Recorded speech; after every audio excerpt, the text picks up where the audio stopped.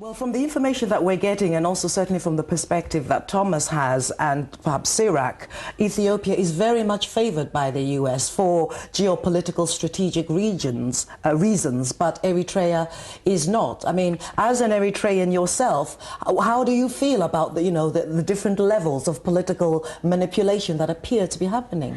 But there was a time when both Eritrea and Ethiopia were favored. There was a time when President Isaias and Prime Minister Meles were both hailed as the Renaissance leaders of Africa. There was a time when they both jointly contributed to the betterment of that part of Africa, and I would like to see a return of that. And I think both governments, for the sake of their people and for the sake of the region, should really rethink and go back to that cooperative way of working, and it is possible. And I mean, we hear so many examples and see so many examples of the divide and rule legacy of colonialism, which is seemingly expressed in these current sanctions and the battle between Ethiopia and Eritrea. Can you get us up to date concerning the dispute around Bahlbi? Is it still an issue? Because the last we heard was that Ethiopia in principle accepted a commission ruling over the border town of Bahlbi. Is this an issue now, 6 years later? As far as the border dispute, it's not an issue because the border is resolved. But just to get back to the point you just mentioned, is that the main fundamental issue is this. The United States is always looking for an African leadership that serves the interest of the United States.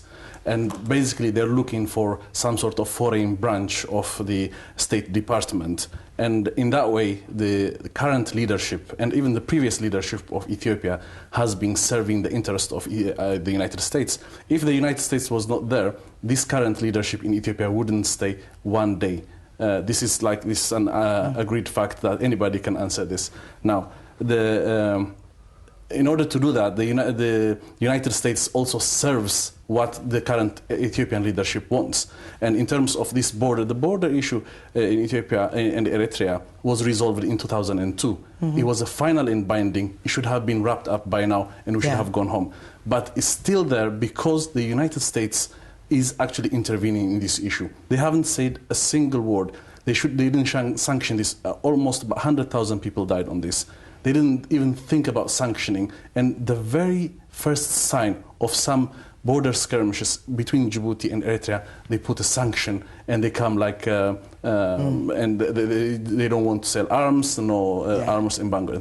And this is completely unfair. Yes, and based on their interests, as you've said. Yeah. But if I could bring you in, Thomas, there in Eritrea, in our little rundown there, we mentioned the liberation struggle, the struggle for liberation led by the Eritrean People's Liberation Front. It was over 20 years of struggle. Do you feel that the fact that ideologically speaking the EPLF was left-wing in its orientation is still a strong factor in how Eritrea is treated today? Well, yeah, but it's even more than left-wing, it's Pan-Africanist. I mean, there's a saying in the Horn of Africa that all roads to peace in the Horn of Africa run through Asmara, Eritrea. And I was here and I saw firsthand how here in Asmara, the first peace treaty in Sudan, and Eastern Sudan was born here in Asmara and nurtured to conclusion here in Asmara. Again, I witnessed the peace treaty with the south of Sudan and the north of Sudan. It was born and nurtured to conclusion here in Asmara in spite of American interference. And just recently, we saw the first Darfur peace deal that's really going to last between the justice and equality movement and the Sudanese government, born and nurtured to conclusion here in Asmara. So I think the American foreign policy, as Noam Chomsky says, is the American foreign policy is like that of the mafia. If the smallest shopkeeper does not kneel down and pay protection money, he must be beat down, burnt down, or destroyed as an example to all the others. Now, Eritrea's national motto is never kneel down.